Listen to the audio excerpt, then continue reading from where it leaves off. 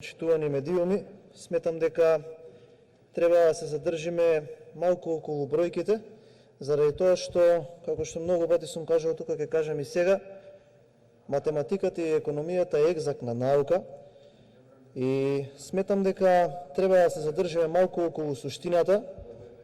Концептите ни се јасни на двете опции.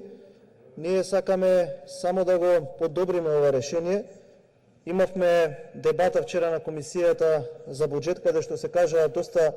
идеи, имавме можност да ги продискутираме и со колегите пратеници од власта и со заменикот министер. Морам да констатирам дека за голем дел во содржината на амандманите се согласивме. Сметам дека во услови на страшна криза во која што се наоѓаме од аспект на економијата, треба сите предлози да бидат конструктивни, за да може да се извади максимумот кој што ни го нуди сегашната ситуација.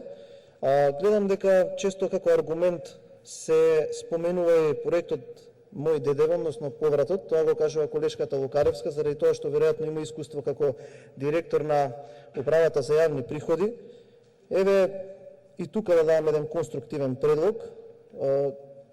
Зашто да не се зголеми процентот на поврат, па да не се стигне до онаа ветена сума, која што првично, која се најавуваше проектот, се велеше дека ќе се стигне секое семејство со 2 просечни македонски плати на крајот од годината ќе може да оствари поврат од 30.000 денари и тоа на некој начин ќе им го обезбеди одморот на тоа семејство. Имав можност да поразговарам со неколку граѓани кои што го користат.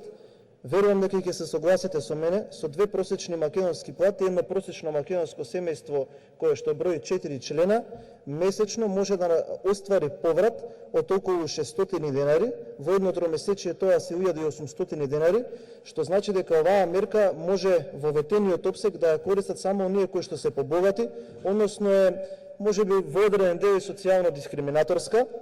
Ние баравме наместо еден да има 4 викенди и тоа го образложивме со потребата во оваа календарска година да има 2, а во наредната да има 2, заради тоа што по сите индикатори, по она што го говорат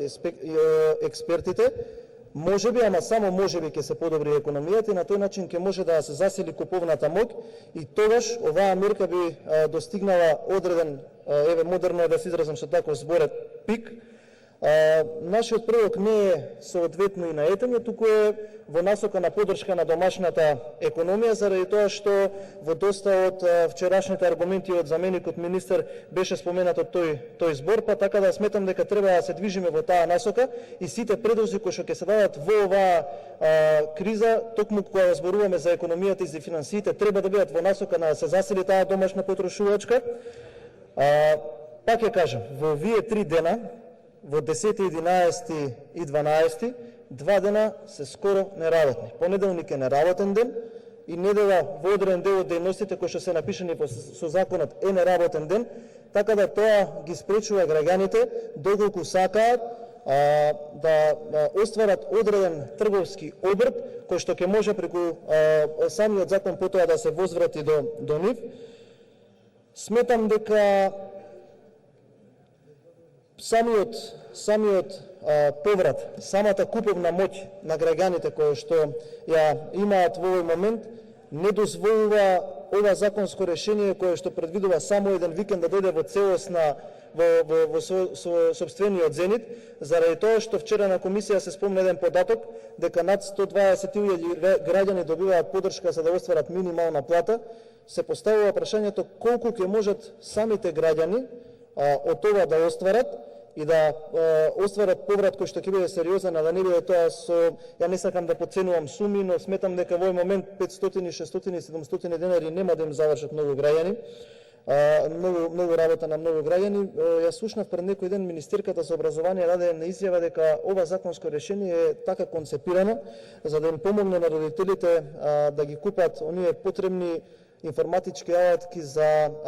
да им помогне нели во процесот на образование. Јас вака читајќи го и анализирајќи го законот дојдов до една интересна работа. Вели по членот 9 се додава нов член 9 кој гласи во ставот 1 во второто набројување пишува машини за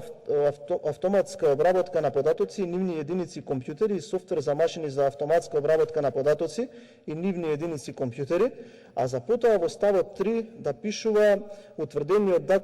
данок за враќање на добрата и услугите од ставот 1 на овој член се врши за вкупно искажаниот данок во сите издадени фискални сметки, да не го надминува износот од 30.000 денари по лице. Сега можеме од тука да ја прекинеме седницава, да ја отидеме каде сакате, во која продавница каде што се продаваат информатички технологии и ќе заклучиме дека до 30.000 денари апсолутно нема никаква информатичка алатка што ќе им помогне на децата, со тоа што сметам дека кога креираме вакви решенија, не треба да ги базираме во однос на популизам, туку треба да ги впрегнеме и другите институции, како што зборувавме вчера на комисијата, дека кога се носат економски предлози, треба да се носат и предлози од аспект на здравството. Еве, можете тука мој предлог да впрегнете и пазарната инспекција, заради тоа што имав можност да поразговарам и со доста вака луѓе кои што размислуваат за искористување на оваа мерка. Не знам дали знаете, ама пред неколку дена ако еден лаптоп со одредени перформанси чинел 30-31.000 денари, сега во последно време во продавниците за информатичка технологија чинат 58-59.000 денари. Може би треба да се размисли пазарната инспекција да врши поголем надзор над овие продавници, заради тоа што никој не ги спречува, еве вечерва или утре да ги покачат цените и граѓаните да имаат проблем. Повторно ќе кажам, во насока на подобрување на секој решение за луѓето да можат подобро да или заштитат или остварат некој принос од државата. Верувам дека и за ова заеднички ќе се согласиме, заради тоа што и некои работи се злоупотребуваат покрај тоа што одредени трговци може имаат добра намера, ама не верувам дека сите имаат добра намера. Како што кажавме, самиот вице-премиер Битики кажа дека 54,55% до сега има искористеност од трите сетови, што значи дека можеби треба грешката да ја побараме, тие што ги нудат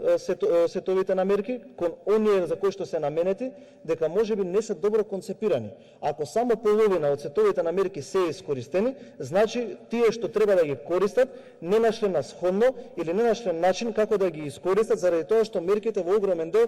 веројатно, и како што јас имав можност да видам, и се неприменливи. Сметам дека овие мерки, заради оваа криза, треба да се носат особено и само ради начелото да бидат искористени, а не заради притисок од јавноста како пиар алатки, заради тоа што пресовите ќе завршат, пиар алатките можеби ќе купат мир ден или два, ама сепак нема да го решат проблемот кој што граѓаните го имаат. Сметам дека треба да се зголеми и опсегот на делот на кој што важи овој закон. Сметам дека треба да се размисли и за други производи и за други дејности, заради тоа што ако сакаме да прибавиме одредени средства, треба да зголемиме самиот опсег на потрошувачката. И на крајот сакам да замолам за една работа. Вие сте представници на власта, вие сте пратеници на власта, функционери на власта. Денеска и вчера имаме рекордни бројки на COVID заболени. Нема да поентирам на ова заради тоа што сваќам дека е ситуацијата тешка, ама дали може да се апелира до Комисијата за заразни болести, до министерот Венко Филипче, барем за овие 3 дена да се формираат одредени здравствени протоколи кои што можеби ќе спречат ширење на зараза во моменти каде што би се јавила одредена гужва пред одредени продавници. Да се размислува и во таа насока, за да можеме да ги заштитиме граѓаните, заради тоа што на крајот денот јас верувам дека и тоа е нашата улога. Благодарам.